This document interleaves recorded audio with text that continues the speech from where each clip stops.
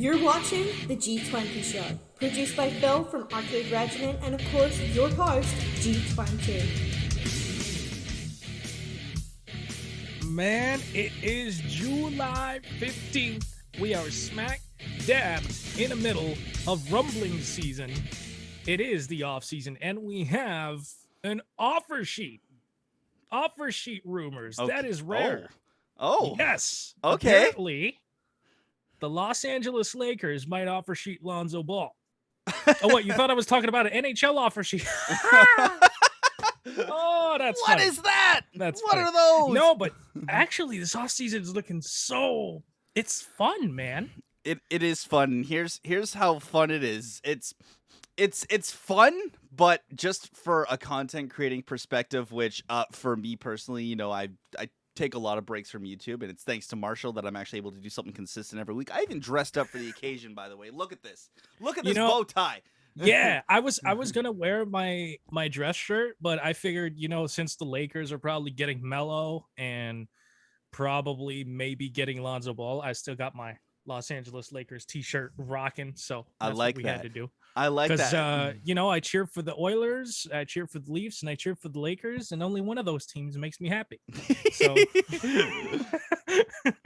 But speaking of things that don't make us happy from time to time, Marshall and I had a well laid out plan last week. We're like, you know what? We're going to go ahead. We're going to play NHL this week. We're going to give our full kind of review and breakdown of the game, kind of be a nice thing to talk about. Then the today NHL was supposed to be a year-in review of NHL 21. Keyword was because the NHL said, hey guys, do you like news? Here's like a month's worth of news in 4 days. You want to have an actually fun off season for once? Here you go. Maybe we should keep the cap flat and just have expansion teams every year, because this is fun. Have a 38 team league like in the next 5 years. Let's go. Full half of them in the end. It doesn't matter. Just give us fun off season. And here's how crazy it was. Ever since last week, I played NHL for a couple days, kind of took some notes for this upcoming podcast. And every day I go to work, literally something new broke on my phone the second I sat my cup on the desk. It's crazy. To make a cup of G Fuel. I'm like, oh, this happened. Next day. G Subs or Gamer Fuel. Oh, my apologies. Yes. Listen, until one of them pays me, they are getting equal amounts of inaccurate representation. Okay? Guys, email us, contact us. But every day something new has broken. Even today, 2 things broke today. Not even an hour or two before we were set to record this.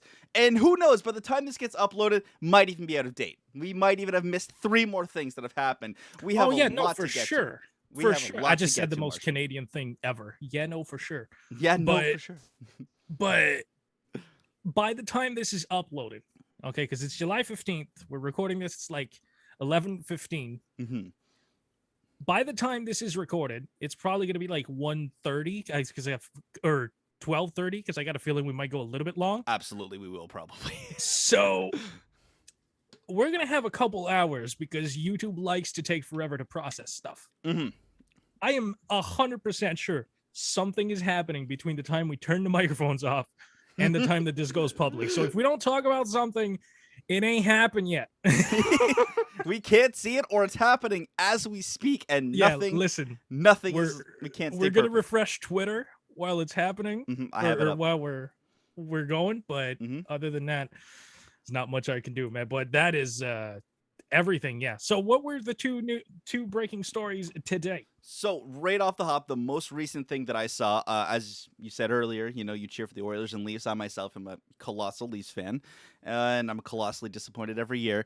But some news, and it might not be as big as you think, but there is some small implications for this. Zach Hyman has gotten permission, mainly his agent has gotten permission to kind of talk with other teams in regards to potential trade. Now, of course, I'm sure a lot of you know that Zach Hyman is a UFA this year, and I kind of like this move because all indications, especially from Friedman, I think he's been reporting it, I think CJ has too, that Hyman is not looking likely to return to the Leafs at all. Which makes sense. Of course. They can't afford him. No, he's too good. He wants. I don't want to say he wants too much money, but he wants more money than the Leafs are willing to pay. And Zach Hyman is a fantastic player. I like this move even if Zach Hyman leaves because it doesn't matter what you get for his rights. You got something as opposed to literally just losing him for nothing. Yeah, because he's leaving. Mm-hmm. And it's not because the Leafs don't like him. The Leafs would love to keep him, but there's 4 guys making $40 million, so there's only so much you can do. Your hands are kind of tied with talent. It happens. Yeah. It's a business. All right. Listen, it's a business. You got to make choices. So what they're trying to do, I'm gonna try to explain it here. Mm-hmm. What it sounds like they're doing, if you don't know, is what we call a sign and trade, which is Zach Hyman talks to the acquiring team, and they agree on a certain contract or whatever. He signs it with the Leafs, and then they trade him. Or something like that, or he agrees to a contract extension with the acquiring team, he gets traded, and then he signs with the team. It's one of the two. So they're trying to orchestrate something like that so that the Leafs, like you said, get something out of Zach Hyman, but because they're not getting him back, it's that simple. I don't blame him either. Like, nobody took a discount on the Leafs. Why would he? Especially a guy like Hyman that has a limited, his style of play has a shelf life. You got to make your money now, man. So I don't even blame him. That's what I was going to say. I'm like, Zach, get your money. Honestly, exactly. I'm not even going to be mad at a player for doing it, especially one of the caliber of Zach Hyman, who has given everything to that Maple Leafs team. Everything. Get your money, Zach. And a good thing in regards to the sign and trade by signing with Toronto and then getting traded is that potential 8th year. Because you can only get an 8th year with that team. You can sign it. If teams want a longer term. But I don't think it's going to happen. No, but that could be a benefit of the sign and trade when you do sign with that team currently before getting traded, is you can get that extra year with that current team and then get moved. Speaking of extra year, I don't know if you know this or if you saw this, and this wasn't in the show notes, but whatever. I'm just going to shoehorn it in there because fuck it, it's my podcast. Of course. But Kirill Kaprizov declined an 8-year times $9 million deal with the Wild. What? Yeah. Oh yeah. The Wild offered him $9 million over 8 years, and he said nope. So we're gonna get to that one. No, well, it's because apparently he wants a 4 to 5 year contract because he sees himself as a $10 to $11 million player, which I'd have to agree with him. Okay, so he wants to take shorter term because he wants to bet on himself, kind of thing. Yeah, and make more money instead of making it over time, because it's true. Like, if they could probably, if I'm Kirill Kaprizov, honestly, I'd probably look for a 3-year term. Like, give me 3 years at $6 million per, and I am going to tear the league apart, and you're going to give me $11 million afterwards. Ooh, the problem with the $3 million term, and I can understand why maybe he wants 4 to 5, is because of what we're going to get into later of money that's going to be in years 3. That's going to inhibit that a lot, and I mean a lot. But I'm just saying it's from Kaprizov's point of view. Yeah, I'd probably agree with that as well. He's kind of doing the thing that a lot of stars are kind of really doing. Like Matthews did that. Like, he only signed for 5 years at 10 because he kind of wants that big double payday, right? He wants that big double payday, and I'm pretty sure Matthews didn't give the Leafs a single UFA year. Nope. Smart.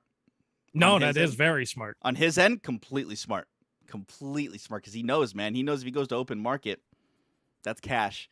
Oh, he is cashing in, brother. Just back up every single Brinks truck to his house right now. Speaking of someone who's going to have a Brinks truck backed up to his house, Keith Yandle was just also bought out by the Florida Panthers today. And so he is going to be getting a large lump sum of money.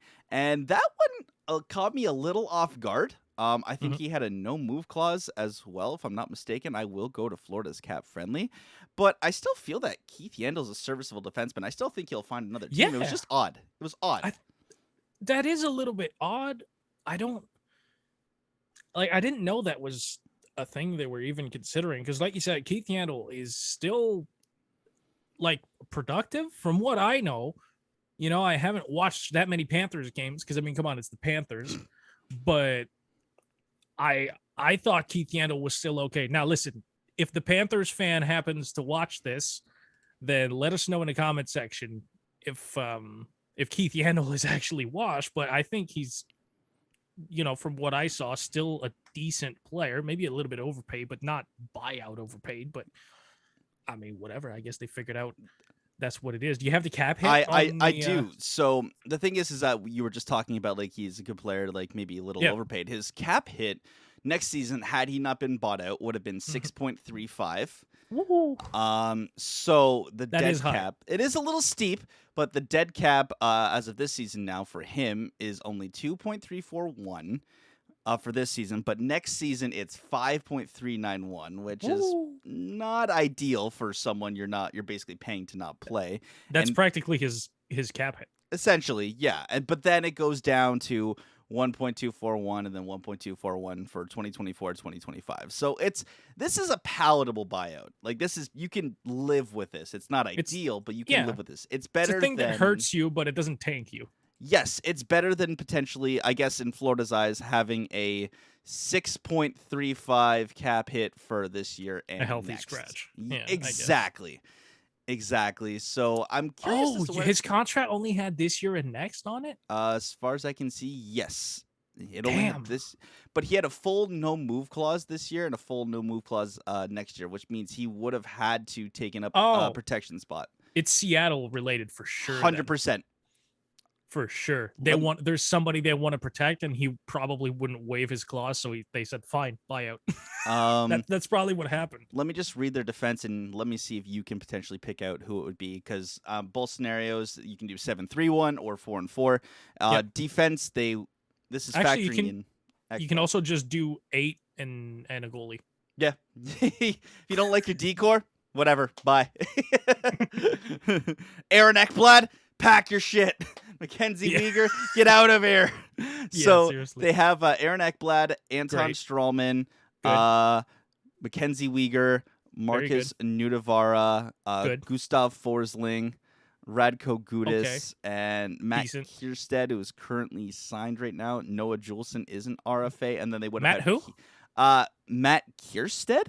I don't know who that is. Yeah, that's he was definitely made up in the draft in 2026.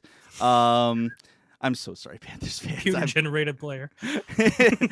And then this would have been factoring in Keith Yandel. So I assume Ekblad, Weegar, Nudavara's a good player. Nudavara's good, yeah. And Yandel, yeah, this is 100% a Seattle-related move. Yeah.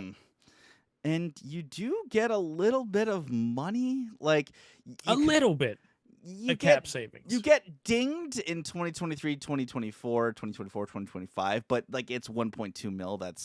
I don't want to say any dead cap is good dead cap, but compared to what we're going to get into a little bit later, I would happily take this dead cap as opposed to any other. I'm going to put you on the spot though, Marshall. Where do you potentially see Keith Yandel going? So I'll read you his age.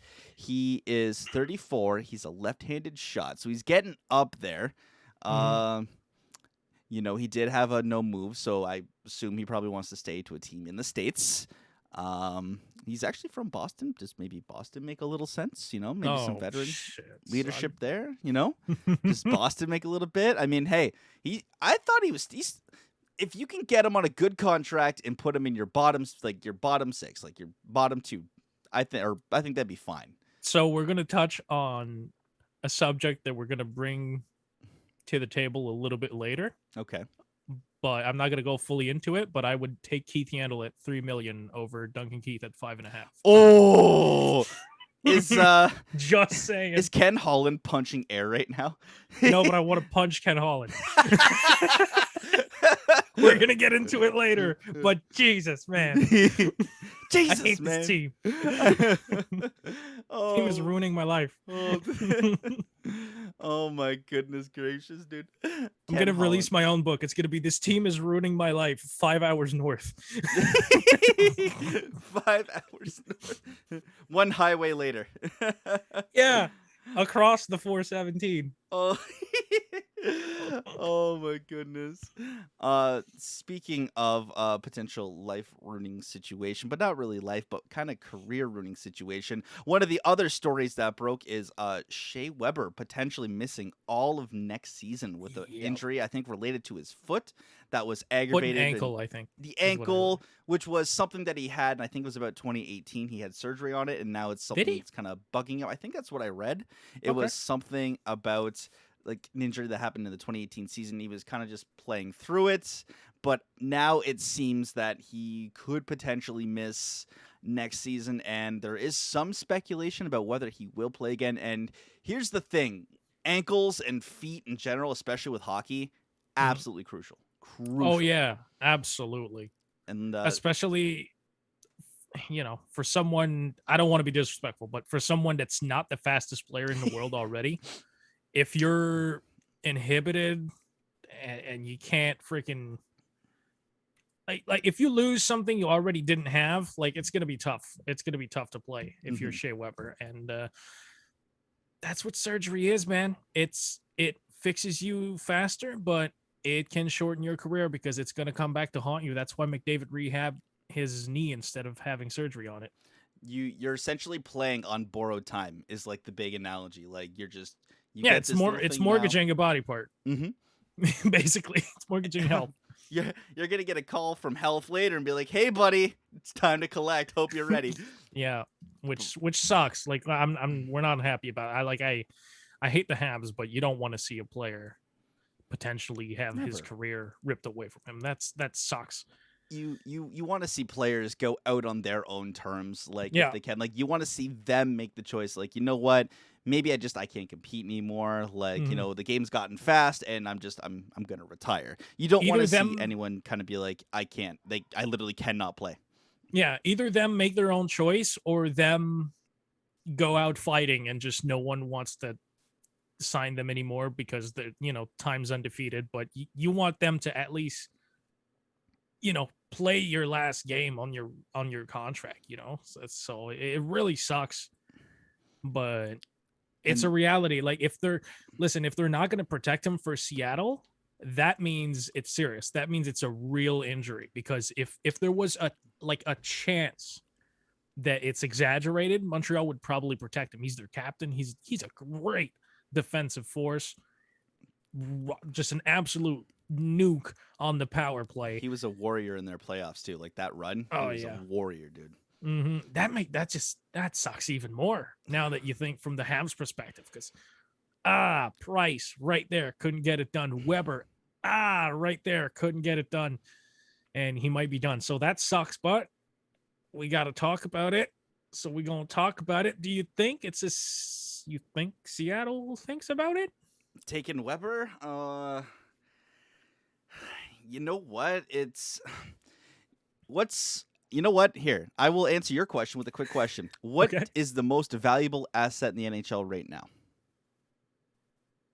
If you were to pick one, what do you think would be the most valuable asset in the NHL right now with the current state of everything happening? On the ice or in the organization? Because I Let's think I know what you're hinting at. let's go on, yeah, forget the ice. In the organization, what's the most important thing you can get right now? That would be the cap. Cap space. Exactly. And if they do leave him unprotected, I'm not saying it's going to happen. I don't give this a fair shot at likelihood. But Mhm. what was the big thing this year with Tampa? Kucherov being out and then them having Mhm. that little bit of extra space. If Seattle claims Shea Weber and he might not play again, that is, and I'm looking at it now, 7.8 million for next season after that for 5 seasons where you can Mhm. spend, and you can spend. We've said this 18 million times, and people still don't get it. When you have someone on LTIR, it lifts your cap, and you can spend more.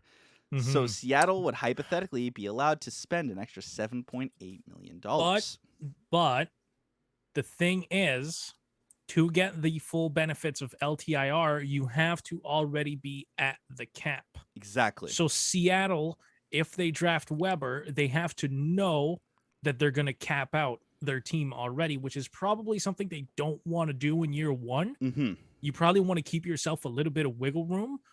And I love how throughout the entire season, prior to the draft, like Seattle's going to take every bad contract in the world. Like Yes. every single team thinks, yes, our terrible deal is the one Seattle wants. Surely don't it think will so. stand out above the rest. But the thing with Weber is there's a chance he might play again. How good he's going to be when you're not a flea-footed hockey player. I'm and you going to take say a it now, year man. off. He's not going to be a $7.8 million player if he comes back from this. Doubt it. I'm sorry. He's not. Habs fans right now, you know he's not. I see him as a shorter version of Zdeno Chara at the end of his Bruins run. Still effective defensively, still really smart, physical guy, but you can expose him Still with potentially fast haunting players. my dreams. It's great. You can expose him with fast players. So that's Mhm. gonna be interesting to see what they do. But I have a theory. Okay. What is the number one thing the Montreal Canadiens need on the roster? I'd probably say center and goal scoring. Yeah, offense, right? Yes. Just general offense. General offense. General offense. That guy. What is the number one, like you said, most valuable thing in the NHL? Cap space. Cap space. Mhm.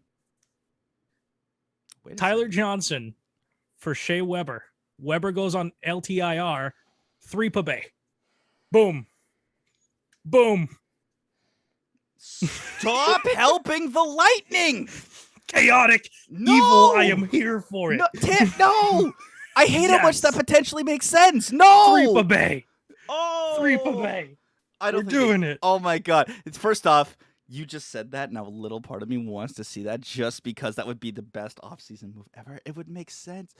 Yeah. Oh. I'm not saying straight up because Weber does have a little bit of value, and if you're going to help Tampa, but I'm saying like you send him Tyler Johnson, maybe a draft pick, maybe you send him one of your feet, Kyle Foot or Nolan Foot. And... One of them is gone. They traded one of them. oh, they did? Yeah. Because I know they had both feet at some point. They 100% did. Let me find out. Whatever which foot one. they have left. They maybe have they could Cal. just send him. Nolan's gone. They have Cal Foot. Cal's I want to say the better one of the two. Yeah. I don't know. Doesn't even have to I'm be not a Foot, foot just... guy, so I don't really know. God damn it. Terrible. But I'm saying maybe there's a way. Maybe there's a way because Tyler Johnson, sure, it's $5 million. It's probably a little bit too much money, but from Montreal's perspective, that's a little bit off the cap if they don't want to go LTIR. Mm-hmm. And I mean, Tyler Johnson in actual money isn't going to be making $5 million. I'm pretty sure all of his actual money amounts are going to be lower for the rest of his contract. So that's sort of free money there. Mm-hmm. It's not the best contract, but you need some veteran presence to help the kids. You need some offense. And I think he has, I'm not sure how many years Tyler Johnson He has left. this year and 2 after, so he's got 3 seasons total left. Ah, shit. At 5. That expires 1 year after Caulfield, so that's annoying. Unless that is annoying. Oh, does Caulfield slide? Or did they burn a year? Because he barely played. They did burn a year. He's an RFA at the end of 2023, or the end of the 23 season. Wow. Okay, so there goes that theory. But I mean, they could still do it. 3 per bay, boys. 3 per bay. I love it. I just hate how much. Actually, you know what's really funny? Montreal, as it stands right now, currently already has Tampa's 2nd round pick this year, and Tampa doesn't have their first for this year as well. But that's the cost. Where did that go? The first this year, I think it went in the David Savard deal. If I'm not mistaken. I think you're right. But yeah, they have Tampa's. How did they get Tampa's 2nd again? Let me just double check. They traded 2020 4th round pick and got Tampa's 2021 2nd in exchange for Montreal's 2020 2nd, where they took Jack Finley. So that was just the deal at the draft to go up. Nothing of note as of yet. I can't wait till like episode 300 where we're like, Jack Finley is a god for the Lightning. I just love we made it to 300 episodes. That's me too. Well done. Well done, us in the future. Well done, us. Well done, future us. Well Holy done. shit. Wow, look at the whole RGB background they got going on over there. Man, future us fucking rules. We ruled, dude. Look at us. We're killing it. Yeah. Montreal, though, to your note about, unfortunately, Caulfield having basically having to get paid. Yep. Suzuki is up at the end of this year, and Caulfield is up at the end of next, and Kotkaniemi is up at this year. So they are just in an interesting spot contract-wise, negotiation-wise. And if you're gonna sit Kotkaniemi in the playoffs, that guy is not in a hurry to give you a discount. I'm just saying. Nope. I don't think he's gonna be like cap anchor levels of money, but Kotkaniemi is probably not in the mood to do you any favors. And really quick, while we're on Montreal, our boy Dom Douche extended. Dom Douche, yes, 3 years. years. 3 years. I don't think it's a good move, but we'll see. Marshall, the douche truly is loose. Yeah, he sure is. You know how you're about to be really old. Oh, You know how I great. know we are old and basically dying next week? Cal, enlighten me. Alexander Ovechkin is a free agent. Oh my God, you're right. He signed his contract in 2008. Well, for the 08-09 season. So yeah, 2008, and it's expiring now. What's even worse about that, by the way, is I remember when he scored his freaking no look behind the back goal, because I Yep. remember we were talking about it the next day in the library when I was in middle school. Do you know how long ago middle school was? I remember the crazy, man, I had the CCM U plus gloves too, because those gloves were sick. Oh. I remember when he scored his playoff goal where I think it was like a bounce pass off the sidewall against Montreal, and he spun off the defender that was coming at him, picked up the puck on the other side, and then came in on Price and scored, falling down. It was redonkulous. That's one of my favorite Ovechkin goals. Does that ring a bell? That does ring a bell. Dude, you act like I haven't spent hours watching Ovechkin highlights, okay? What I was about to say is I'm pretty sure I've seen you in NHL do nearly that exact same sequence of moves, minus the stumbling shot, because we can't have those, because we're not allowed to have nice things, which eventually we'll get at in our year-end review if the NHL decides to simmer. Yeah, just a little bit. Which I doubt it will, and I love it personally, but I love when all my plans get thunk right out the window. That's the fun thing about being because if you're a casual, like semi-hardcore hockey fan, let's say you watch you watch 2 games a week. Yeah. And you watch your team make the playoffs. And then during the summer, you kind of tune out and catch back up when it's happening. Sure, that's cool, but being a hardcore ass hockey fan that's on Twitter and has notifications on for CJ and Elliot Friedman, like, this is a really fun time of year, especially this offseason. This offseason fucking rules. Just in the first 4 days alone, we have probably gotten more like interesting news and action than we have in years past. Yep. Like Jack action. Nice. One might say. Right. Oh, we've gotten a lot of Jack action more than years past. But it's crazy to think about too, because last year was, I want to say, a weird offseason, but it was a weird offseason for obvious reasons, because everything was pushed back. And what was the only kind of crazy like note we had? We got the ping pong ball for first overall pick. And Toronto hit both sides. Hit the post. Are you kidding? Well, Lafreniere didn't really do much this season, so like, who cares? Yeah. Oh, I would have loved to see, like, I live for chaos, and it would have been amazing, but oh, dude, I was at work when that happened, and I've never refreshed. The only 2 times I've been at work where I've refreshed my phone so much have been the ping pong ball lottery thing, and I think it was December 1st, the Nylander saga. Like, all day I was on theater cleans, and I'm just refreshing my phone. Right as I got to the bus terminal, Nylander's re-signed, and I was like, nice. Okay, cool. You know, apparently the Nylander thing, like, they had agreed on the contract a little while prior to that, but he just basically waited until the last minute because it saved Toronto a little bit of cap. Oh, Had he signed the contract when they agreed to it, yeah, he would have cost more on the cap. So they said, you know what, you already held out a little bit, just sit out until December 1st, just make sure that you sign it. Because apparently there was a few people that were a little bit worried, like, oh shit, he might forget to, sign the thing and send it in. But he did. I've seen footy transfers literally not go through because of that. Yeah. Like, big name soccer players not get moved because they've sent the transfer papers too late.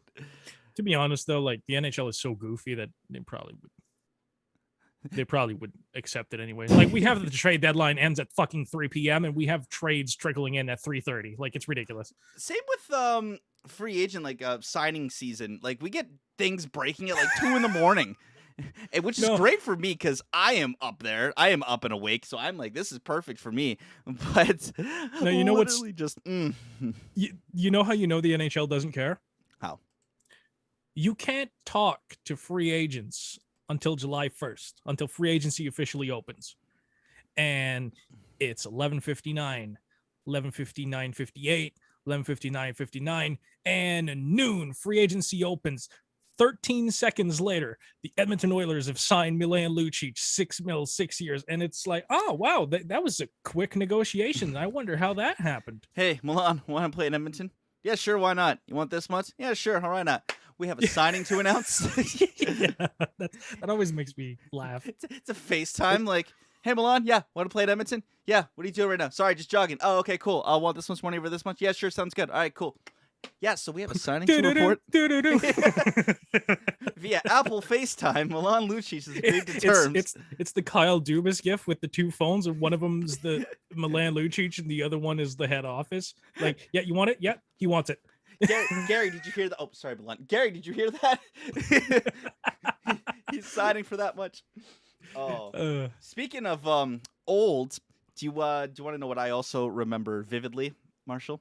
What? I believe it was the summer of 2012, it might have been 2013, when 2 more of the now illegal contracts were signed, belonging to that's a great transition. Thank you. Yeah. Belonging to one Zachary Parise and one Ryan Suter. I don't think his name's Zachary, but one Ryan Suter, and Minnesota Wild have bought them out. And listen, yeah, was it yesterday or 2 days ago when we talked about dead cap, and we talked earlier about dead cap and what would be willing to pallet. Oh boy, this gets saucy and gets saucy fast. Let me really quick go bring up one of their contracts because they were identical, so I only need to bring up one. But just for those of you who didn't know, the Minnesota Wild bought out both Zach Parise and Ryan Suter, who are making $7.5 million, and they were making $7.5 million for this season, so next season, so 4 more seasons in total. So that would have been about $14 million every year against the cap. Minnesota obviously thought it would be a better idea just to buy them out now and get a little bit of cap relief, and they do. Oh, they do. For now. Yeah. For now. But starting not this upcoming season, but the one after, oh boy, it's getting dicey. I have the numbers in front of me, so I will read them really quick before we get into our thoughts. 14.7 mil combined. Yes. So for this season, the dead cap hit is 4.743. So you are saving about 10 million there. Yes, for both of them. So yes, just so you guys know, I'm going to be reading out the total dead cap for both of the players. So for 21-22, so this upcoming season, 4.743. So you do save a little bit now. Next season, you save the tiniest amount at 12.743 for 2023. For the low price of $14.7 million, you can have Zach Parise and Suter play against you. Yeah. How cool is that? For 2 consecutive seasons. So, Marshall's right. So for 2023-24 and then 2024-25, 14.743. And then it is just 1.666666 from 25 all the way to the end of the 29 season. Oh my God. Wait, did you say 4.6 until 2029? No. 1.6. Oh, and that's for both of them until the end of the 29 season.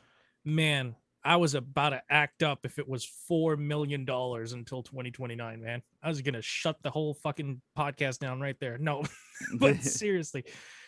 So the savings, I do have the total savings of cap. So next season, they saved 10.3. 2022-23, they saved 2.3. And then those 2 seasons of Mamma Mega Leone, they only save $300K. Woo! And then, but after that, it's like a surplus of, or they have a more cap of 1.7 for the next 4 years. Yeah, I don't. This is weird. This whole situation is weird.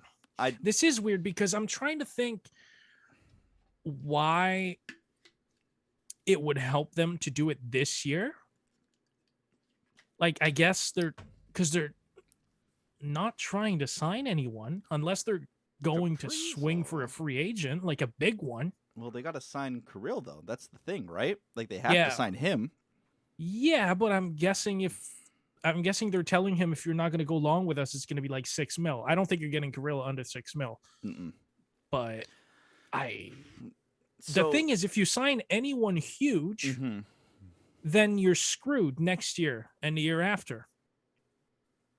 For those 2 years that they're $14 million. So I don't 100% understand the move. This is some like it better be like galaxy brain kind of thing because I'm literally staring at it right now and I'm trying to think. It's probably Seattle related too. I mean, that is 2 less spots now that they have to take up because both obviously I don't think we're gonna waive them.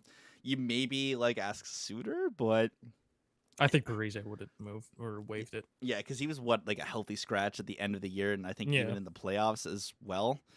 The only thing where I'm thinking this maybe makes sense is, I mean, remember what you said earlier that like Kaprizov basically wants to sign 4 to 5 and bet on himself. Yep. If he does that 4-year window, the Wild do actually have like extra wiggle room in 2025-26 to sign him. That would line up again, but it might line up with Rossi's out of ELC deal as well. Yes, and that's something I'm actually going to look into right now. I'm just going to pull up Minnesota's cap friendly. He 100% slides. I don't think did he play at all this year? Because I know he was dealing. I think it was. He might have played in. He might have played in the American League because the OHL shut down. They might have had a exception. I'm not 100% sure what happened to that, but I'm like 98% sure that he slides. So he's going to have another 3 years on his entry level deal. He absolutely does. Yeah, he is. He would have 3 years, which would also line up to when that would be happening. They also have Boldy. Can we have sliding ELCs in be a GM, please? Can we have that? Because listen, when I sign a prospect and they play in juniors, I don't want that to burn a year. EA, I don't know. It's really funny because that's a great thing that obviously I think we'll touch on later. But yeah, how come that burns a year in the game when that doesn't burn a year in real life? How come you get punished like that? That's not how that should work. Who programmed the mode but didn't know about the slide thing, and how difficult would that be to program? How come you can sign a 31-year-old to a 2-way deal and all of a sudden they're exempt from waivers? That's not how that works. That's not how that works. Video games have fucked it for people. 1-way and 2-way does not mean a single thing when it comes to waivers. It's all about how old you are and how many games of experience you have. Sidebar, that is my favorite excuse, by the way. It's like, oh, I know how waivers work. I played GM mode. Yeah. No, you don't know how waivers work. You can have a 2-way contract and still go through waivers. 2-way, a 1-way contract is you make the same amount of money no matter what happens. Yes. 2-way contract is you make less in the AHL, correct, and more in the NHL. Correct. That's all that is. That's why you'll see contracts where it's like $1 million NHL, $300K AHL. Yeah. It has nothing to do with waivers. Oh, he's not put on waivers. It's like, I play franchise mode. I'm like, EA doesn't even know how waivers work. You're going to trust them? Remember when you would get like superstar players on waivers because the computer GMs were freaking brutal? You would go through like the game and all of a sudden it'd be like, oh yeah, 84 Wojtek Wolski is on waivers. I'm like, yoink, thank you. I remember I used to do like the God Squad team, as everyone does. Like, so I made like a God Squad team on the Chicago Blackhawks because I picked the Blackhawks because they still had Prime, Kane, Taves, Keith, Seabrook. Like, they're all in the 80s, and I just burn all my draft picks and trade for superstars. And I remember one day, I think it was in like November, and it was like the Anaheim Ducks are placing Cam Fowler on waivers. So I'm like, 80. I'm like, claim. Okay, cool. Cam Fowler had stupid high potential then too. Oh. Okay, NHL 16, first move every year, trade for John Gibson. Trade for John Gibson. You can get him cheap, value skyrockets. He becomes a 92 in like year 2, and I'm just like, ha! There was a little while where Jeff Skinner was that guy. You wanted to get Jeff Skinner on your team, and he had stupid high potential. Now, little hint for your GMO players, get Gurionov from the Stars. Oh, He's a low elite. You put him on your top 6, he can turn into like an 89. It's crazy. Oh, he is, because he's a sniper too, right? So if you do the Mhm. the sniper Playmaker, power forward. thank Yep. you. Yes, you get that +5. Oh, that chemistry. All Oh right. yeah. Oh, Gurionov is a cheat code. speaking of chemistry and locker rooms here, I wonder what kind of message that sends to the Minnesota Wild.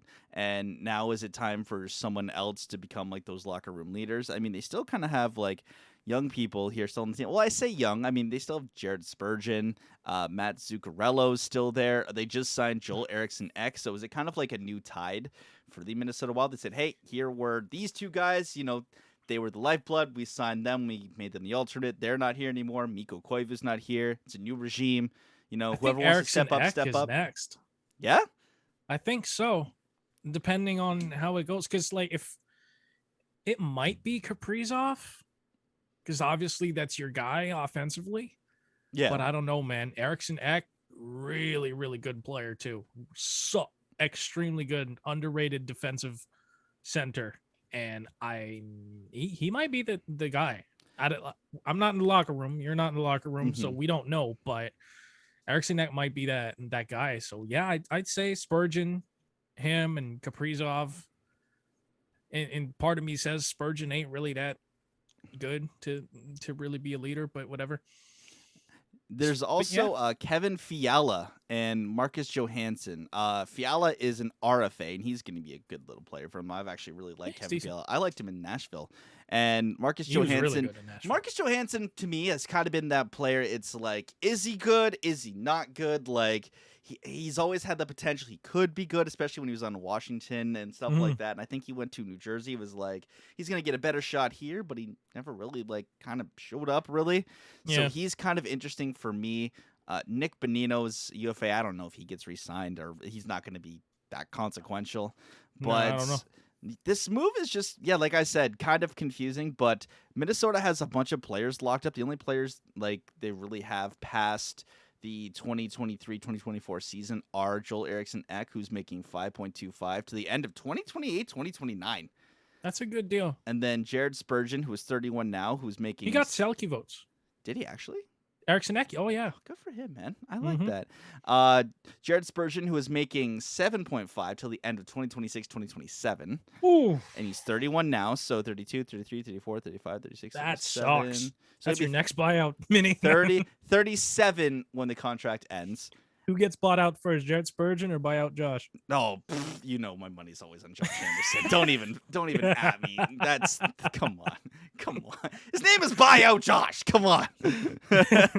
Don't you play that card with me. And then they have Jonas Brodin, who is making $6 million. He's only 28 now until the end of the 2027-2028 season. So he'll be 29, 30, 31, 32, 33, 34. He'll be 35 by the time that contract ends. At $6 million, he's decent. The next couple years are cool. Maybe a little bit later, it becomes less palatable. But you know what? It's just, this is a weird move. I don't know. It's Seattle related. It has to be. I mean, yeah, that's. There's guys that they had to expose. They didn't want to expose them, so they did that. Listen, at this point, Marshall, this move is so puzzling. It's the only thing I can think of where I go, yep, that makes sense, and I'm just gonna stick to it. Yep, I'm gonna stick to it. And we're gonna get to that topic a little bit later. But I would rather have Ryan Suter at $5 million than Duncan Keith at 5.5. Mm-hmm. Just saying. I hate this team. You know what, Marshall? Why prolong the inevitable? Let's just get right into it. Duncan Keith is the newest member of the Edmonton Oilers. He is making 5.5 for this year and next, traded for Caleb Jones and a third-round pick. And you know what? I literally just want to sit back and I just want to know your thoughts. Because you and I didn't even really talk about it. And I'm kind of glad we didn't get too far into it, like over text, because I'm glad that we have this opportunity now. So let's go ahead and face it head on. Marshall, what are your thoughts? My thoughts are Duncan Keith is a decent player, I guess. Mm-hmm. Because his stats, especially his advanced stats, have been on the decline, and they are terrible. Yes. They are now really bad. there's an argument to be made that if you don't play him on the Blackhawks and you play him on a better team like the Oilers, his stats will be a little bit better. Now, I don't necessarily buy that because I believe if you have power play time with Alex DeBrincat, Patrick Kane, and those guys, I feel like your numbers should be a little bit, boosted by that. Yeah. But maybe not. His 5-on-5 numbers are not good. They are god awful. Like, I'm not even gonna lie, they are trash. He's borderline a replacement player. Mm-hmm. So if you wanted the leadership, fine. Mm-hmm.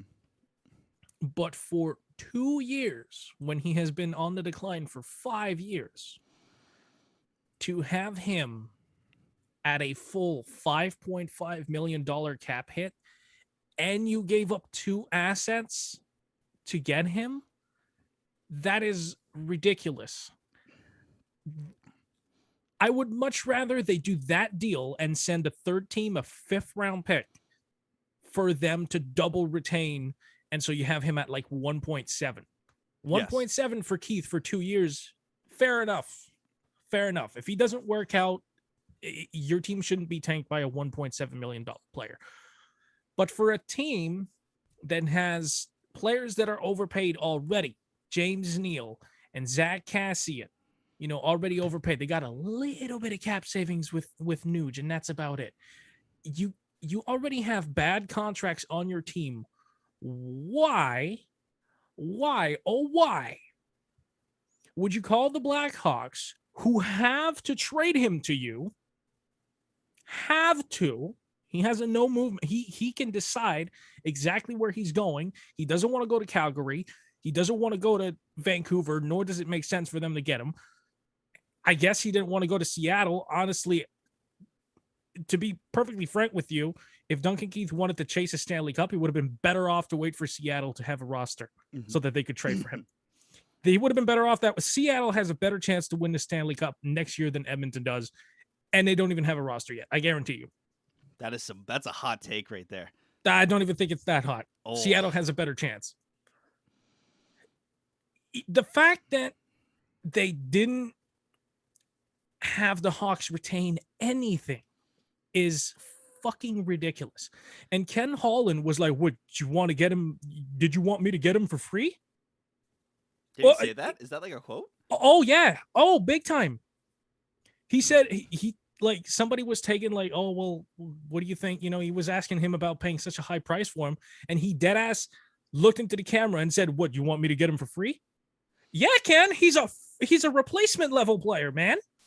He's a replacement level player in a bad contract. Either get him for free or get the Hawks to retain. It cost the Leafs a 1st round pick to get out from under Marlowe. Mm-hmm. But you're going to just give assets to the Hawks for them to offload a contract to you? They have to send him to you. That is such awful, awful management. What was Lou's thing? Lou Lamoriello. If you have time, use it. Mm-hmm. They had beers, all shave summer. They had all summer to do this. They even could have done it if Keith wants a Stanley Cup. They even could have done it in closer to the trade deadline. But ideally, more realistically, I guess, they would have had all summer to do this. And this is what I was talking about earlier, because they go out, they rush to it, they make the trade immediately. Now he's 5.5 on your cap for the next 2 years. Had they waited a few days, they could have taken a shot at Suter, who is both better and probably would have been less expensive than 5.5. Mm-hmm. They could have anything but literally Yandel. Anything but give the Hawks an asset, 2 assets for them, for you to help them. Like, what is this? What is this thing? He's a 5th to 7th defenseman at best, on the decline. Next year, he's gonna be worse. Gonna be. It's not a if. It's not a oh well maybe. It's not Chell. Okay, he's not gonna go from a fucking 80 to an 84 because he made the playoffs. He's going to be worse next year. The stats are proving that the decline is carrying, and there's not going to be like a rise or anything. It's proven the stats are decreasing. It's there. And there's evidence. And Ken Holland was like, "Oh well, I looked at what he's done in the record book. Gives a shit." He did that 5 years ago. That's not today. Exactly. And listen, I am not taking shots at Duncan Keith here at all. The guy I think is a Hall of Famer. Mm-hmm. But time's undefeated, dude. He is not that guy anymore. So I'm pissed. I feel like there would have been so many more options available to the Oilers to make better use of that $5.5 million. My thing with the trade, sorry to interrupt, is like you said, what was the urgency? Why did they have to get him now? Like why did they have to trade for Duncan Keith and leadership? Like, why did they have to spend the 5.5 to get him? The thing that I want to make the point of is why did Chicago have leverage? Why were they? They didn't. That's why I'm so mad. Yeah, why were they presented as the team? Like, how did they profit from this? They shouldn't have. They should have broke even at like best case scenario. How do they get the prospect and get a draft pick for someone who is, listen, I'm probably one of the biggest Duncan Keith fans you'll find. I have his Winter Classic jersey. He's probably in my top 5 defensemen all time from me. Okay, I don't know about that. Okay. Personally, like players, defensemen I enjoy, not statistically. Oh, okay. Like my top 5 players I enjoy watching, right? Like that kind of style. I was about to throw hands. Mark's just like, Ray Bork, Bobby Orr, really? No. Paul Coffey's like, hi. Nick Lidstrom, hi. like my favorite defenseman of all time that I just like watching, you know? Like watching, yeah. Yeah, exactly. Like I love Duncan Keith. I thought his 2015 Cup run was great. Think about his 2015 Cup run 6 years ago. Yeah. That's 6 years ago when he was a 32. And 13 when he was 30.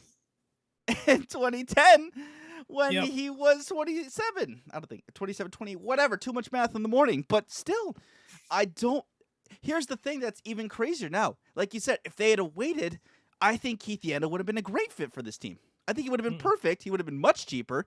He would have provided leadership. They both play that offensive kind of style. They are both left-handed shots. And Yandel is 2 years younger. 2 years younger. And probably could have been $3 million cheaper. Maybe $3.5 million cheaper. Yeah. Like you could have just signed, if leadership is what you wanted, you could have signed somebody, man. Like, and sure, Edmonton's not that big free agent destination, but there's some older dudes. Like, listen, Duncan Keith is a replacement level player. There's some older dudes that are about that same level or a bit higher that are not going to cost you $5 million that are going to have the same exact impact as far as leadership goes. So it's a terrible asset. They trade Caleb Jones, who is not like, he's not a super prospect. Like he's not going to be Seth Jones. He's not going to be a super difference maker, but he's at least going to be like a top, like a third pairing guy. At least he's going to be an NHL player. He'll probably play in the NHL this year with the Blackhawks. It's like, and he's younger, cheaper, and he's going to get better. It's like the Oilers. The Oilers traded a $100,000 home for a $110,000 car that's already been depreciating for 10 years. Yeah. The car is going to get worse in value. The home is going to go up. And you thought that was cool. And not only that, they threw in like an extra fucking amount of money. That's the draft pick. Like, come on. Stupid. I brought up, just because you talked about it, other defensemen you can get. I have a list of current UFA defensemen. Would you like to hear them now? Of potential targets? Yes. So now, top of the list is Ryan Suter. There's Keith Yandel. And here, tell me this. Let's play a little game. Tell me if you think they would be better suited on the Oilers than Duncan Keith right now. I'll tell you better, and I'll tell you if he's better or worse than Keith, and I'll tell you if I think they can sign him for 5.5. Okay, so Ryan Suter. Better than Keith, probably around 5.5 at the top end, yes. Edmonton has to overpay a little bit, so yeah. Because free agent, of course. Keith Yandel. Keith Yandel, I'd say it's slightly better than Duncan Keith, and yeah, probably cheaper than Keith. Alex Edler. 35. Alex Edler. He had 8 points last season. Yeah, I mean he doesn't play the same role as Keith, but I'd say he's maybe slightly better or even with Keith. Probably get him cheaper though. The next person on this list is Matt Niskanen, but didn't he retire? I don't want Matt Niskanen. Yeah, that's disrespect. I don't want to be that disrespectful to Duncan Keith. I think he did retire. Okay, I don't know why he's still here. I was like, why is Matt Niskanen on here? Oh, here's one. Dougie Hamilton. Oh, fuck my asshole. Oh. Dougie Hamilton. Okay. To be fair to Ken Holland, they weren't getting Hamilton. No.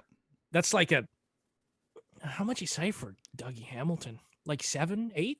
Yeah, his current cap hit or ex cap hit was 5.75. So you'd have to assume he's going to get a healthy raise after that. At least 7. Yes. At the very least 7. It's Edmonton, so they have to overpay. You're not getting Hamilton. That's just not. You're not doing it. So that's not even fair. So here now I'll sort of cherry pick players. Nicholas Hjalmarsson, 34. Yeah, I'd say he's pretty similar to Keith, and again, cheaper. So yeah, that'd be a better option. The player you could have drafted in 2012, Ryan Murray. Oh my God! I hate this team. Fuck, man. Yeah, I would take Ryan Murray 10 times over Duncan Keith. Probably, maybe cheaper too. I have a couple more here. David Savard. Yeah, the Oilers aren't getting him, but sure. Alec Martinez. Oh, see, that may. Oh, I don't like this exercise. I got 2 more. It's almost over. This is like therapy when they're like, this exercise is going to suck, but it's going to help. This sucks. Brandon Montour. Brandon Montour. Yeah, better and probably around the same, probably cheaper. Jake McCabe. I don't know that much about Jake McCabe, but I think he's better than Keith. Connor Carrick. I had to throw him in here. I saw his name. Connor Carrick's like, and then I will end with Travis Hamonic. Oh, fuck. I would like Travis Hamonic a lot more on the Oilers than Duncan Keith. I'll tell you that. So, basically, that is at least 7 to 10 players that we have obviously agreed on that would be better and probably in a better price range than 2 years of Duncan Keith, because a lot of these players were significantly younger, and thus you could get them for an extended period of time at a much better contract than that. Or even if it's like some of those guys, I would go a little bit over 5.5 because they're better than Keith. Yeah, you're obviously going to have to pay 2 as well because it is free agency. Yeah, and it's Edmonton, so and it's also like you can, trade. Make a good trade for once, maybe. And just saying. What's even crazy about Duncan Keith is you now have to protect him unless he waives his no move clause in the expansion draft. Okay, this is the one, like, you ever know something isn't the case, but you cling on to it because maybe, and it makes you feel slightly better. I'm a Leafs fan, of course I do. Maybe. This is the only possible way that I am not going to be pissed. And the way that Ken Holland reacted, it's not the case. But maybe the plan is get Keith, expose him, lose him to Seattle so that you're not going to lose somebody else. You don't have to pay Keith. You were going to lose Caleb Jones anyway. It still doesn't make sense to me because, again, the 3rd round pick, why'd you have to waste it? But that is the only way I wouldn't be mad. And I'd still be mad about the draft pick. I'm pissed. I hate this team. Marshall, I think you have suffered enough. No, you want to know something else? What? They've had Connor McDavid for 6 years. The second round is not even it should be the bar by now. The second round, or at the very least competitive in the first round. Yes. With the best player in the world. It's not the bar, and he has 5 years left on his deal. We are over halfway through Connor McDavid's time in Edmonton, and they've done nothing. They've beaten the Sharks once in the playoffs. Oh. We are over halfway through. He is not sticking around. And everybody's saying, oh, McDavid's asking for a trade, requesting for a trade, blah, blah, blah. I don't think it's happening this season. But after this year, in 22-23, guess what kicks in? Connor McDavid has a no movement clause on his contract kicking in, not this upcoming season, but the one after. Yeah. So the Oilers had better get it together, because if I'm Connor McDavid, I am waiting for that no movement clause to kick in so that I have a say in where I go when I request for a trade. Just saying. He's basically waiting till he gets the leverage before he can really kind of make a decision. Just saying. Oh. Clock is ticking. Do something. The clock Stupid. is ticking. I hate this thing. I was somewhat excited for Ken Holland. I was like, okay, Chiarelli kind of took a good team and dropped a nuke on it, but maybe Ken Holland, he somewhat built the Red Wings and made them really good for a while. He didn't really do much in the cap era, but it is what it is. But maybe he'll be better than Chiarelli. And so far, man, I had optimism. Yes. You had optimism. But boy, oh boy, has that been completely just, I have no optimism for this team at all. Do you know who's a team you might have some optimism for? Don't say the Leafs. And we talked about them. Why would I say I'm jumping through this computer. It's fine. It's all good. Listen, calm down. It's okay. Calm down. It's fine.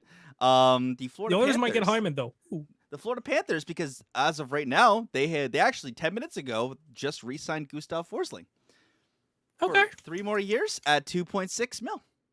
Okay. Not too bad for a waiver pickup. That is something that just broke during the show. We also have another kind of semi-news that just broke through the show. According to Frank Saravalli, it's got a check mark and everything. Great name. Darcy Kemper emerges as primary target for the Leafs and Avs. Ooh, that's pretty appealing. That's kind of cool. Both teams, because I'm imagining both tandems of Kemper and Campbell. Kemper and Campbell and Grubauer. Yeah, that's a law firm. That's a law firm for sure. Kemper and Campbell. Oh my God. The nicest law firm ever, They play good cop, bad cop. Darcy Kemper would just stare into your soul, and Jack would be like, it's okay. It's okay. You're only going to jail for 3 years, not 5. Oh my God. And then Grubauer and Kemper. So that's kind of interesting right there. Just really quick, as a Leafs fan, I wouldn't hate it. If it's cheap and it's a good 1A, 1B kind of thing, yeah. I wouldn't hate it at all. They need a goalie. 100%. And Fred is not coming back. Fred, thank you, Frederick Anderson. Appreciate your service. Thank you for kind of mentoring this young team, but you're probably not coming back. Fred wants $5 million. You are welcome to go get it. You are not getting it in Toronto. Sorry. Listen, Freddie $5 million can go ahead and go to free agency, okay? Yeah. That is not happening here in Toronto. Did you see about the Landeskog thing? Was that how the Leafs are actively trying to get rid of Kerfoot, and then they might be in on Landeskog as well? Oh, I did not read that. Ooh, that was just the thing that, like, if they're actively trying to move his $3.5 million so that they can maybe free up some space to get Gabriel Landeskog. And I did not read that. I am hyped though. I leave all of the cap and all of the math to Dubas and Pridham. I leave that all to them. I don't even try to understand it, because they know all the mental gymnastics to make that work. And if they can make that work, that is awesome. I am cool with that. But that is something. Oh man, who would you put Landeskog with on the Leafs? Tavares and Nylander or Matthews? See, that's and Marner? the thing. Nah, the thing is. Wait, would that be sniper, playmaker, power forward? That's a +5. Hold on. But the thing with that is, if they get rid of Kerfoot, they still need a third line center. Mm-hmm. So, and Landeskog is listed as a left wing / center. I think he's a lot more effective on the wing. Yes, but easily. apparently he can play center. So if you get him, you probably have to put him on the third line center. Now listen. Jordan Stahl was a third line center for the longest time on the Penguins. Okay, like there have been really good players on third line center, but that seems like it's not the best deployment so he wasn't going to go up for Gabe Landeskog, even if you give him power play time. So I kind of like it, but at the same time, if it's going to cost you a fair amount of money, I don't know if it's the best thing to do because you still have to get a third line center. So I don't know. Dude, I think if they're gonna get Gabriel Landeskog, they have to play him on the wing, man. They have to Yeah, he's a top 6 player. You can't put him on the wing. I'm imagining that top line of Matthews, Marner, and Landeskog, and then you have Tavares, Nylander, and Robertson. Just that top 6 alone, oh god, disgusting. Tavares, Disgusting Nylander, Robertson. That's kind of a. Or you put Tavares, or you put Matthews, Marner, Robertson, and then Tavares, Nylander, Landeskog. Either or. Flip them. Just, boop. They're both left-handed shots. Both on True. I mean, both of those lines are pretty soft, other than Landy, but... Oh, Landy will truck people, man. Oh, yeah, he will. He will truck people, but... What if the move is to... Listen, I love Robertson, but what if the move is to get a middle 6 winger that complements your stars with some physical play with Robertson? Could that be the move? I don't know. I'm just throwing that out there. You know what? The good thing about Nick Robertson, he's still young.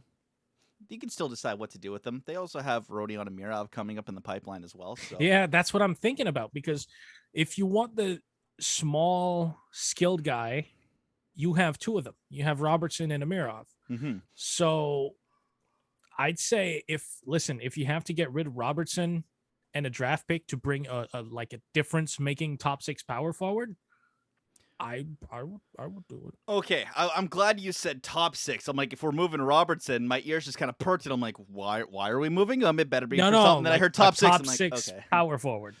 And this isn't us trying to say we want Robertson traded. No, by the way. We're just saying we're open to suggestion. You know, let us know what you think about that. By the way, guys, because that's a bit of an interesting move. And one last piece of thing, we touched on it earlier, but this is now from the league's resident man on sources, Darren Dreger. Here we go. Okay. Marshall, do you have your cup with you? Do you have your brownie, your chocolate? I do. Give me a second. Because you guys don't know this. But I made the reservations. You know, I called ahead and said, listen, I'm gonna bring the G20 show. Nice, you got your cup. I like it. I sure do. Because you know what, Marshall, you and I were gonna make a little session here. We can dine outdoors at the Dreger Cafe. Because Darren Dreger said there's considerable interest in Hyman league-wide. Some teams hoping to get the jump early. Some need to wait until after expansion draft. Cap teams willing to move pieces. Leafs control process until the 28th, but trade allows Hyman the potential of a maximum 8-year deal elsewhere, which is what I stated earlier. Mm-hmm. So this is interesting. So I was kind of curious about that because I'm like, teams have granted Zach Hyman's agent the ability to talk to other teams in regards to the sign and trade. But I was like, how many teams are actively interested? Because the thing is, if you trade for his rights, it doesn't guarantee that you'll get him. I mean, think back to Jimmy Vesey a couple years ago when he was moved to Buffalo, and then Buffalo couldn't re-sign him, and he ended up signing with the New York Rangers. And that's really fun because he ended up going back to Buffalo. Said, welcome, Jimmy Vesey. We're so happy to have you. And Jimmy was like, no. He walked by them at the airport and went right down to the other tarmac to JFK. Oh my god! He's just like, yeah, this. Oh wait, I landed in Buffalo. This isn't the New York City I wanted. I wanted the other New York City, the actual New York City. Yeah, but I mean, trading Hyman probably involves some sort of agreement that you have with him, or it's a contract signing with the Leafs. So really quick to circle back to that, if there is a sign in trade in place, does that mean the Leafs might get a little bit bigger value for him? Oh yeah. Like what do you think is the highest? I doubt it'll be a prospect. Like I doubt it. Potentially, I doubt the Leafs are interested. I doubt they're interested in a prospect. So what do you think would be the highest draft pick you think they would get for him? I'm just to be kind of pessimistic, I would say maybe if it's a good contract, a third. Probably fair. A third round pick for him. For Zach Hyman? If you're getting him in that 8th year, 7th year? No way. You don't think a third at least? Nothing? No, I think better than a third. Really? You think better than a third for his rights? Zach Hyman is a good player, dude. No, we're talking about with a contract extension, like an 8th year contract extension. Yeah. Okay. That's why I said I'm pessimistic. You're signing him. Yes. That's why I was pessimistic. I'm thinking third. Yo, what if everything is connected and the move is we're going to sign and trade Hyman, we're going to package Kerfoot, you're going to give us a third line center, and we're going to get cap space out of it. Ooh. And then the Leafs can still have someone get taken in Seattle. Ooh. Yep. And that's more caps, but that's potentially Justin Hall. The Leafs could fully roll with 7-3-1 after that because it would be kind of consequence free. Yep. At that point, you just protect. Or no. They would still do the 4-4, I think, because the big four, and then they could do Muzzin, Riley, Brody, and then Dermott, and then take whoever at that point in time. Just take whoever because Kerfoot's already traded. Just kind of take whoever. If you want Justin Hall, take Justin Hall. That's $2 more mil off the books. You already have Rasmus Sandin anyway. You have Timothy Liljegren anyway. And it doesn't even have to be in the same trade. I'm just saying if they can get a deal for Kerfoot, get his salary off the books and get him off the roster, maybe what you get back for Hyman is that third line center that you need, like a good one. Kerfoot could be a second-line player, I think. He's shown flashes that he could be solid up there, if in a pinch, if you need it. Obviously, Zach Hyman's going to be top 6. But, if you want someone who can play in that, second-line spot, or at least be a pretty good offensive threat in the third line, that's Alex Kerfoot in a nutshell, who's only making $3.5 million, too, for this year and next. He's a better winger than center, though. Yes. But that would shore up your top 6 or shore up your top 9 at least. And that's good. You're getting good value for Kerfoot, and you're shipping off. Like, the third line center, if you do move him out, would not be as good as Alex Kerfoot, but that would at least service the Leafs' needs of a decent third line center. They don't need anything crazy. No, I think they would want to improve on Kerfoot.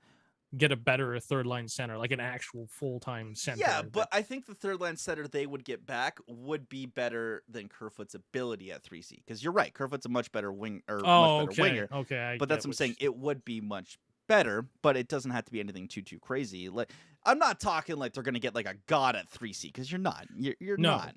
But at least someone who's better, I would say, than Adam Brooks, who looks like he's penciling, I guess, as the 3C for right now, right? No. As of right now, I guess that's him. That's a very erasable pencil you're writing with. That is the ultimate erasable pencil. But holy shit, man! Listen, this is only the first week of the offseason, and there's already been so many crazy topics. And before we head out, I just want to give a quick mention to Pekka Rinne on a fantastic career. Oh yeah, he retired. Huge. Great goaltender, Vezina winning goalie. He's just too good right now, and he's going to be too good forever as he rides off into the sunset. And, man, Hall of Fame? Not immediately, but if they need someone to go in the spot, maybe. I just wanted to ask, but I don't think. He's going to have to wait a fair number of years before he gets in, if he gets in at all. But he was still a very, very good goalie. If he gets in before Alexander McGillney, I'm going to snap. But I'm going to scream. Oh my god! But it's Vezina winning goalie, really good on the international stage. But if you need someone to fill out like that third or fourth kind of spot in the Hall of Fame, like maybe a few years down the line, but definitely not first ballot. No, definitely not first, second, or third ballot. But he was still very good. Why not? Well, how come? Why not? They're gonna raise a banner. Pekka Rinne retired. Well, actually, I think he'll actually get a banner. Ironically, I think he'll have his maybe number retired. He was the best goalie in Predators history. Maybe. Like, do you kind of honor him that way? I mean, has anyone really been honored by the Predators? Like, I don't. I would hope they would honor him that way. I mean, he was there his entire career. He gave everything to them. They had Forsberg once. Okay, they had late Forsberg once, all right? They had Martin Erat. They had Paul Carrillo. We're grasping at yeah. I'd say Pecorine is probably maybe the best predator of all time. That's yeah. I would Yeah, I would argue that, to be honest, that he was 100% the best predator of all time. especially because he's he's like a lifer for the Predators. Yeah. Because you could probably argue that Weber's peak was better than Rene's peak, but Rene stayed there his whole career. So yeah, I'd say he's probably the best predator of all time. Unless I'm forgetting somebody, which I could be, but I I want to feel like we are, but I can't. I can't actively search my bank for Predators players. To be like, oh yeah, we're clearly forgetting this person. I mean, yeah, like everyone we listed, like Martin Erat, and like okay, Paul Correa was in like his last season, like okay, Peter Forsberg was pretty much on a surgically infused together ankle, like okay, but yeah, Pecorine, I think the obvious choice for best predator ever, and I think if there's anyone's number you're gonna really retire, would probably be his. yeah. You know what? Yeah, I wouldn't be mad if they retired his number. No, and that would be a pretty good like good thing to honor his legacy too. Like, hey, you stayed here, you gave us everything. Like, we went to like the Cup Finals with you. Like, you got us there. Like, thanks for everything, Pekka. You can watch your number go up. You might not get into the Hall of Fame, but you'll always have a place to stay in Nashville, kind of thing. Yeah. Yep. Kind of things like that. And the final thing I want to touch on, and we talked about it just before we started the show, is if you go to Cat Friendly right now, they have like this doomsday clock to the Seattle expansion draft, and I made the joke of I want this little ticker in all NHL GMs' offices, and I want them scrambling by the phones, and I just want them to be like, we have to move now. We have 6 days, 7 hours, 26 minutes, and 31 seconds. You were saying that's like the clock in the locker room before games? Yes. If you've never played hockey and you're watching this, so when you're in a locker room, you're gonna have that clock up there on the wall. It's a giant clock, and it's usually just a countdown to when the game starts, and it's usually wrong. It's usually very wrong, and you can't really count on it. Just be ready like a couple minutes before the clock hits zeros. Yeah. Or you're probably like, sometimes the clock will hit zero and it's like, no, actually we're not coming out for like another 4 minutes. And you're like, great. So I got all pumped up for nothing. Fantastic. Yeah. So what you're telling me is I rushed my tape job for nothing. Are you a big like meticulous tape guy, or are you just like I just smoked my mic? Are you are you like a really quick, or no? I'm more meticulous. I need to be smooth and flat. Like I make sure when I am taping it, I'm carefully making the long strip and like slowly arcing my arm around. I'm not as lazy as Tim Stutzla, okay? Like or Pasternak. Like, I take my time with my tape jobs, okay? Yeah. Like I've experimented too. I used to do the little bit off the heel and a little bit before the toe. That was usually what I did. Now I think I've kind of switched over to the half toe that like all the Russian players are doing, because I kind of like that. I kind of like how that looks. So I usually wrapped around the heel just a little bit. Yeah. But what I found is, since I double tape it, it got a little heavier at the bottom of my stick. Yeah. So now I don't go around the whole heel anymore. I just stop like right before the heel. And then I go all the way to the end of the toe, and I wrap the front of the toe. So I do that. And then I do a little bit of a candy cane in like the where you get slashed area. Yeah. And that's about it. I don't think I ever really used the candy cane. I used to, oh my goodness, dude, I used to do the really like minor hockey thing. So like the little handle at the top where it's maybe about like 7 inches, and I used to do the freaking 7 inches in the middle of the stick where you would actually hold it. Like when you want to get your power, like I used to drop my hand to that point just to get that extra grip, and then, but once sticks stopped becoming wood, and that's how old I am. Once sticks stopped becoming wood and started becoming composite with grip, I didn't have to do it anymore. By the way, that's a big thing for me. Sticks with grip. I need a stick with grip. Oh yeah, me too. Oh my god, dude. I used to have composite sticks. I had a few Reeboks, and they were just composite, no grip. And I would candy cane a little bit, use the candy cane grip. I'd be like, yeah, it gives me enough friction that I get a good grip. And I usually put a grip on the knob, like at the top of the stick. So I had that and I could grip it pretty good. But man, then I tried the Warrior and it had grip on it. Yeah. Like the material on it. I'm not talking like a tape job or anything. Just the stick itself is grippy. Oh my God. Once you try one of those, it's over. It's Like, a wrap. there's no coming back. I think maybe if they did some sort of a hybrid, like it's grippy all the way to like a certain part of the top of the stick and then it's regular. Because a lot of people, what they like about the non-grippy sticks is their ability to just flick it around in their hand for like poke checks and stuff. Yeah. So I think maybe at the top you don't have the grip technology, but I don't know. I'd prefer the grip the whole way. Me too. It's just easier to grab and easier to get that like snap when you really just want to get that firm grip to put your all your power, just like clench and snap and pop it up, dude. I started doing the little bit on like the top too, like the knob. I used to have like a decent size like full like tape strip, so about like 2 inches.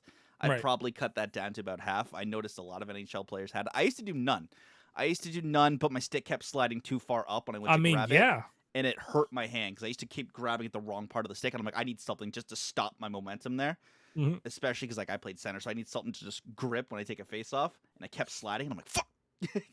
So I put like just a little bit there. And I tape a little bit longer down the shaft. But, let us know your stick preferences, guys. I don't think we've really talked about that too much. So let us know your sticks down below. And just like we're pushing our stick preferences, I'm going to just push Marshall on out of here because that's going to wrap it up for us. Just go ahead. Still no end screen. I'm taking over the show. We'll see you next week.